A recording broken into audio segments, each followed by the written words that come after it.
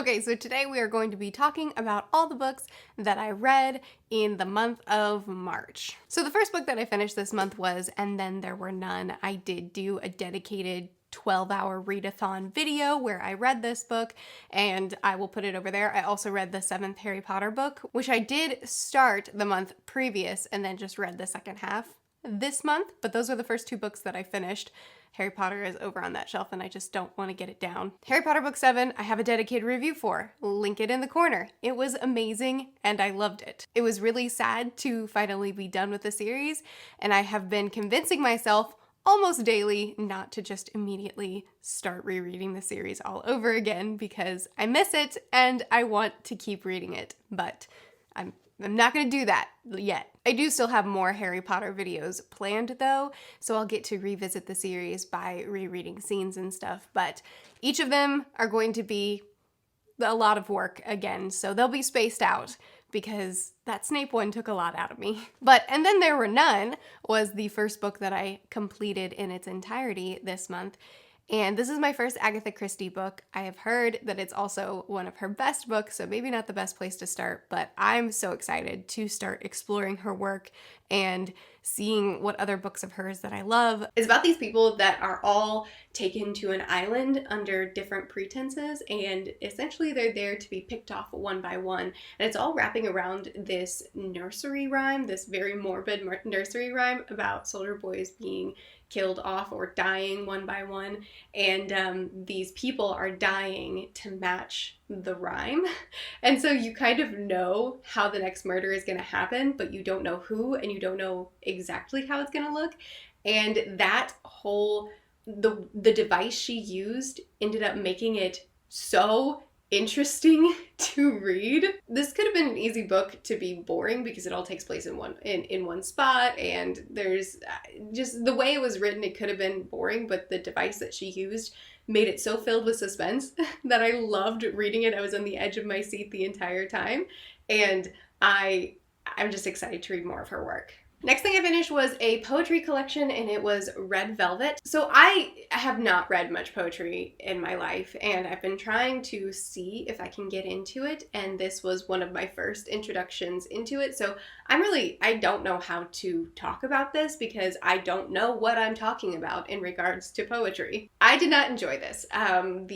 The rating that you'll see on the screen is based on my enjoyment, but I'm not going to rate it on Goodreads because I don't know what I'm talking about, and I don't feel like it would be fair to the author. I am curious if anybody does decide to pick this up. I'd love to chat with people who read poetry. I'd love to chat with them to kind of know if I was just in over my head, or I can't tell if I don't like poetry or if I just didn't like this collection, but I am going to keep trying, and I really don't have a lot of thoughts other than it didn't work for me, and I'm not really sure why, and I don't know how to express it because I don't read poetry. The next book I finished was The Eyes of the Dragon, and I buddy read this over on my Discord. Not the Patreon Discord, the other one. So this book, I understand Stephen King wrote because his daughter, I think it was, said that she wanted him to write a book that she could read.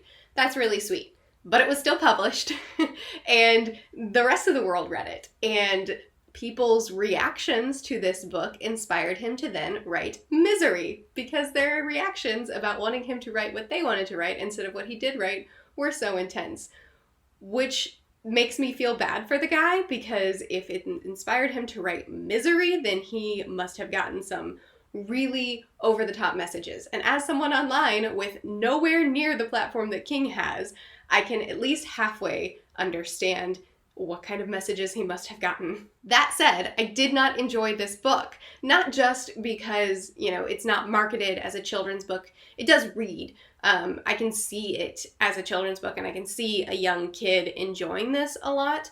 But that said, I still didn't enjoy it, and not just because it was intended for his daughter, therefore, however you want to word that. That's not the only reason that I didn't like it. I also just didn't like the content of the book at all. It almost all takes place in this one area, this one room. The main perspective that we're following is stuck here, and his perspective isn't interesting. He doesn't have any kind of character arc whatsoever. He's just the same character that we're following the whole time. There's these long commentaries about things that I just couldn't care less about. Like, if I have to read about the history and the fabric count of a daggum napkin for another 500 pages, that's an exaggeration, but there were chapters on stuff that I just couldn't care less about. And the purpose of it was there to show me why he uses these napkins for a certain purpose. But nothing exciting or surprising happened in this book, and so all the buildup for nothing was not fun. I can understand how it would be like a cute, fun story for a kid, and that's fine, but I did not enjoy it. I didn't like it. Next thing I finished was a comic, and it is Sandman Volume 1. So I actually did a review for this over on Daniel's channel. We did kind of a buddy review, so I'll link that in the description. You should check it out. If you don't know Daniel, you should. I'm really inexperienced with comics. This was my first time, I think, ever reading a comic, and I didn't know if I was going to enjoy it or not, but I loved it.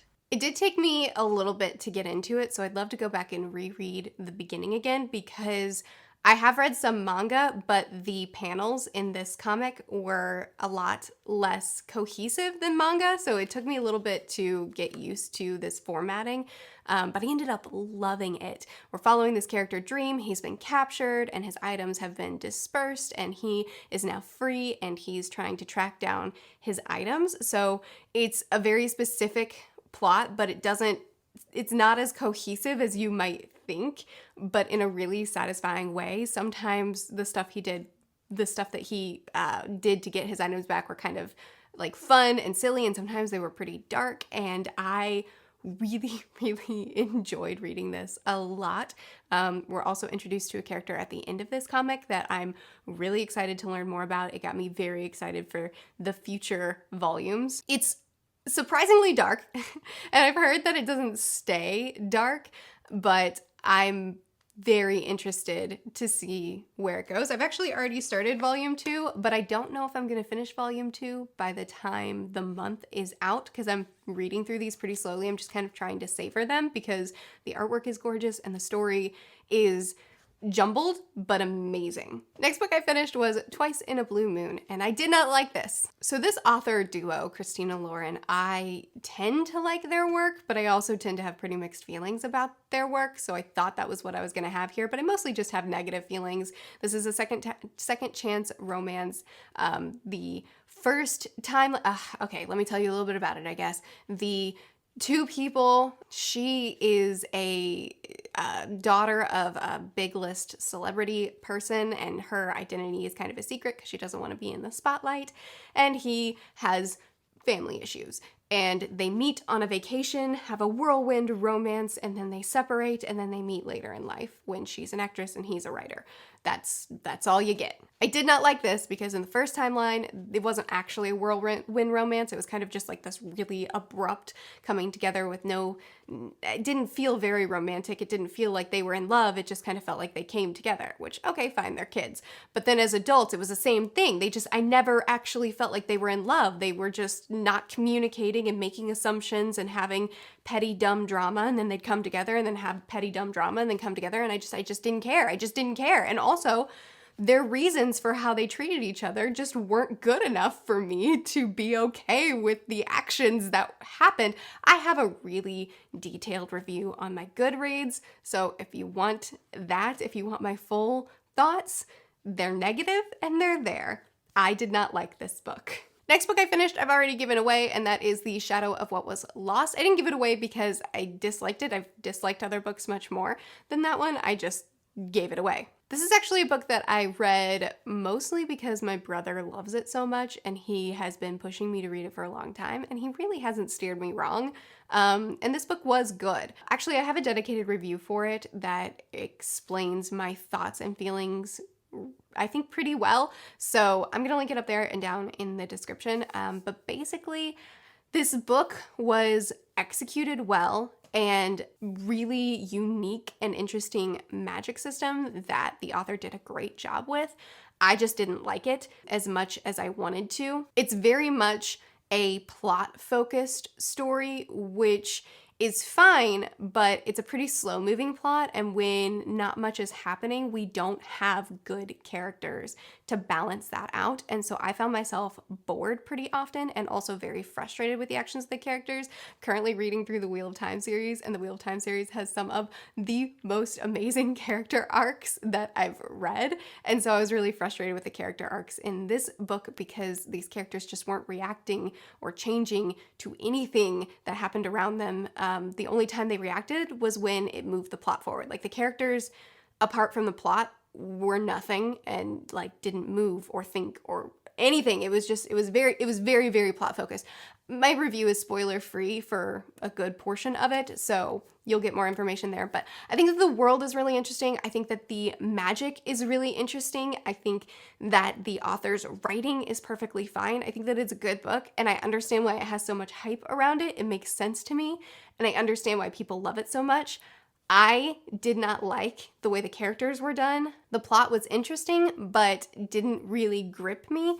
And there were elements of the magic that I think were done really, really well. And then there were elements of the magic that I personally just didn't care for, but it was a preference thing. So basically my review is, it's a good book. I get why people like it. I didn't. Or at least I didn't like it enough to want to continue. The next book I finished was Little Secrets. So this is an arc. It will be out in April. What? Oh, right. This is still March. I do recommend this book. Okay, so it's a thriller, so I'm gonna be really, really vague.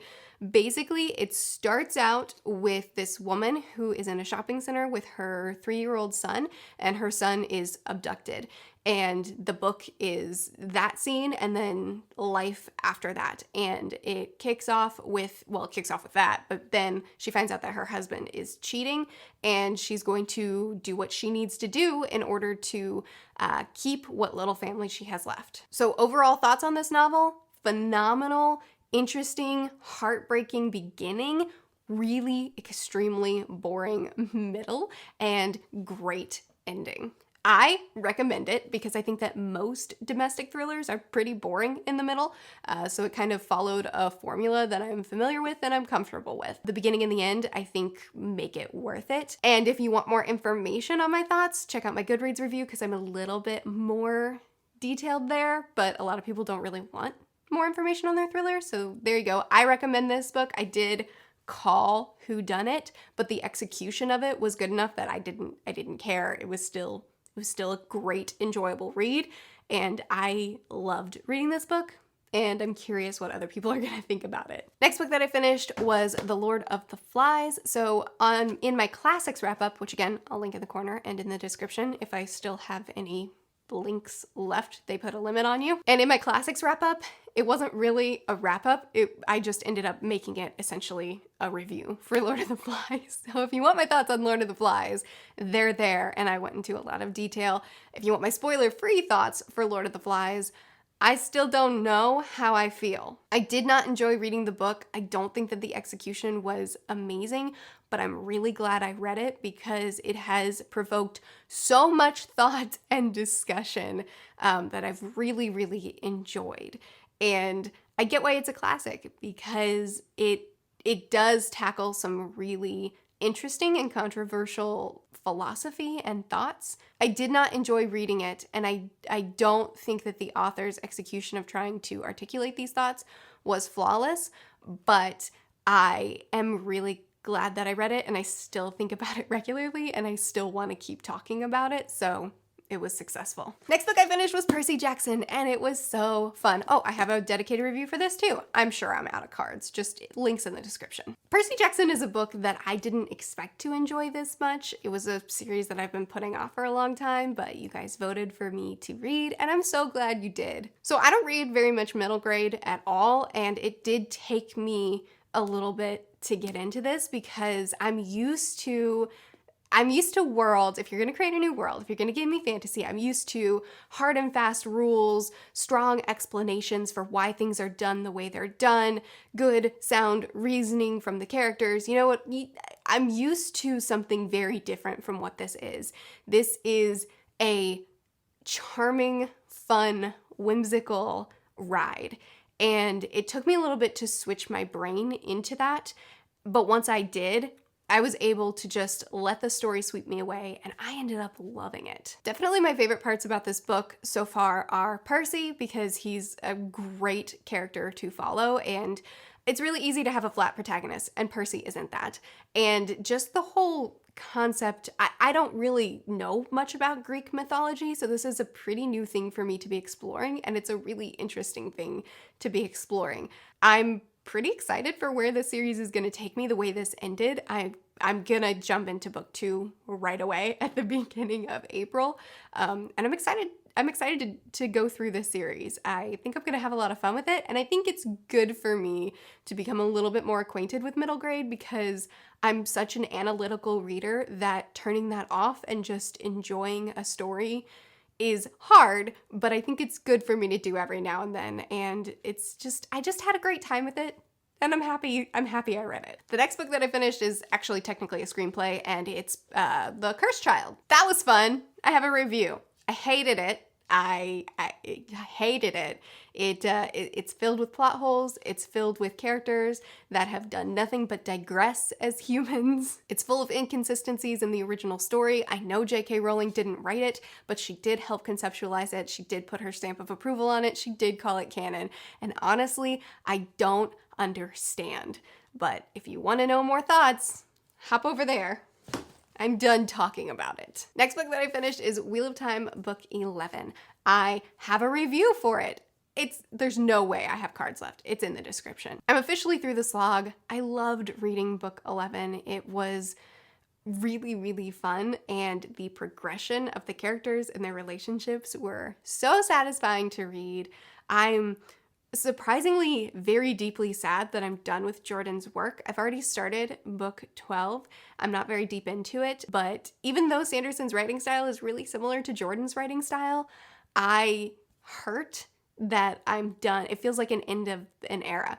And I enjoyed this book so much. I enjoyed reading it so much that I feel so sad that I don't get to continue on with Jordan, especially because I really struggled through the slog. So I want more Jordan to finish off. But I love Sanderson, so I'm in good hands. Anyway, there's really nothing to say because this is the 11th book in the series. It was great. I had a good time reading it. I'm happy I read it. The next book that I finished was Beneath the Sugar Sky. So this is the 3rd book in the Wayward Children series. This whole series is about kids that find hidden doorways and go into them and then enter whole new worlds, Narnia style, and then they are somehow spit back out of that world back on Earth, and they're looking for their doorways again because where they belong they have been removed from. I don't read this series for the story. This story is kind of a quest, and I couldn't care less about the quest. I read this series for the worlds that these kids enter, because hidden doorways is one of my favorite tropes of all time. I loved this book. I didn't care about the plot. I loved the worlds, and her writing style, Seanan McGuire, her writing style is perfect for what she's creating here. I have 2 more books to read. I'm trying to take my time with them because I want them to last. But this book, it was a 4-hour audiobook, so it was really, really, really fast to read, and I'm really looking forward to the next one, and I will be reading it really soon. And the last book that I finished this month was The Girl with 7 Names. So this is a woman's true story about escaping North Korea. The first third of the book is her growing up in North Korea, and I found it so fascinating getting an inside look of how living in North Korea really looks. She talks about the good and the bad. There are a lot of really difficult things to read in this book, so I'm behind on my Goodreads reviews because I always am, but I'm gonna try to catch up really soon, and when I do, I will put some warnings for some of the most difficult scenes in my opinion. But we follow her growing up in North Korea, then we follow her when she does escape, and then her entire journey trying to find a place where she is safe, and it's a long journey to get there, as well as rescuing her family, and it is such a good book. Very difficult to read, but also so incredibly compelling. I have a massive amount of respect for this woman and what she went through, and it was such a heartbreaking but satisfying story as well. And I'm sad that it's over. I just finished it last night, and I feel pain that I don't have more pages to read. I definitely recommend this. So those are the books that I finished in March. I'd love to continue chatting with you about them in the comments. I post videos every Sunday, Tuesday, Thursday, and Saturday. I'll see you again soon. Bye.